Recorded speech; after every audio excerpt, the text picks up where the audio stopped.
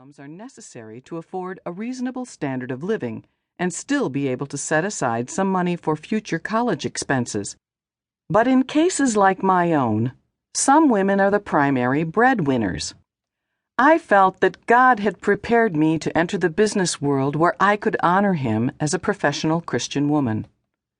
So for more than 20 years, I've been doing my best to grow in my career, keep the fire burning in my marriage, help my kids with their homework and attend their school and sporting events, and remain close to the God I love. I'd like to say that I've managed to balance all of that gracefully all of the time, but I haven't. There have been times when I felt that balancing the big three, family, faith, and career, was impossible.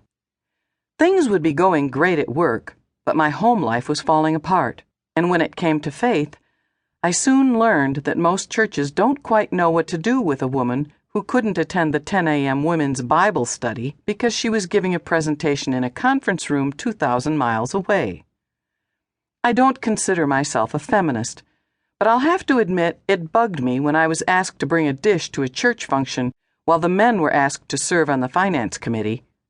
I can whip up a casserole as well as anyone, but I've also negotiated a few multi-million-dollar deals and managed a $600 million business, so why stick me with the tuna and noodles?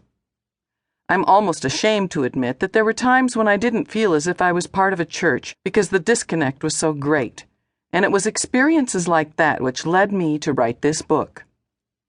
For my generation of Christian women, I like to consider myself in the very early years of midlife, I was somewhat of a pioneer. Many women worked until they started a family and then took the next 20 years off to stay home as professional moms. But for you and other Christian women, that may not be a popular option, largely because of the financial realities of most families, greater access to reliable childcare, and increasing opportunities for women in the workplace. If you're single, you've probably already discovered that your church's and your family's primary mission is to help you find a spouse. There's certainly nothing wrong with finding the right man if you desire to get married, but the young, single Christian women I talk to want church to be more. They want to grow in their faith and reap the benefits of worshiping God with other believers, but too often they just quit being part of a church family because they feel so out of place there. If you're married, you may have already begun to rub up against some of the tensions that come with two incomes, two careers. Who handles the family finances?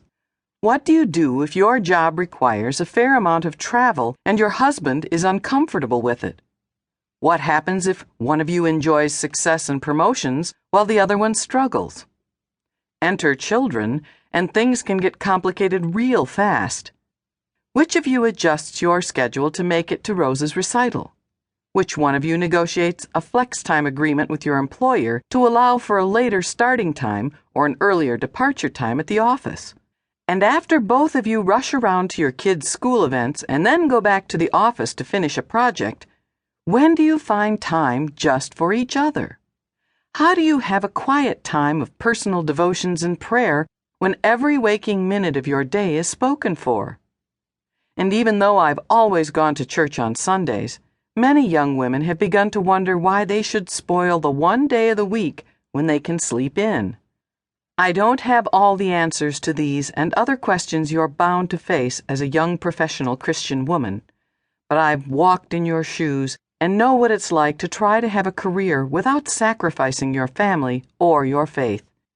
I've learned some things the hard way and might be able to help you avoid some of the pitfalls that are ahead of you.